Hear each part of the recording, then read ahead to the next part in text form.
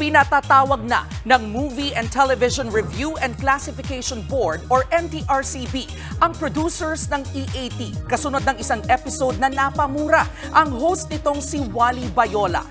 Sa inilabas na pahayag ng MTRCB, sinabi nilang ang nagawa ni Wally sa episode ng EAT kahapon ay paglabag sa Presidential Decree No. 1986. Batas po yan na sumasakop sa mga regulasyon ng mga ipinapalabas na programa sa pelikula at telebisyon. Sa August 14, nakatakda ang hearing.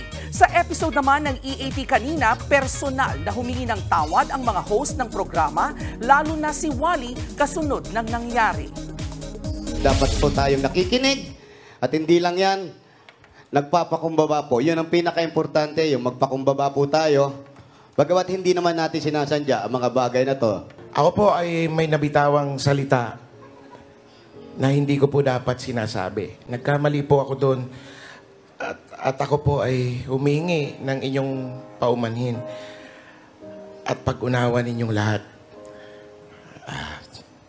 Pasensya na po at pasensya na po sa lahat. Mga kapatid, Cheryl Cosing po, huwag maging huli at maging una sa lahat para sa tuloy-tuloy na balitaan at karagdagang impormasyon sa mga napapanahong isyu ng lipunan. Tumutok lamang at mag-subscribe sa social media pages ng News 5.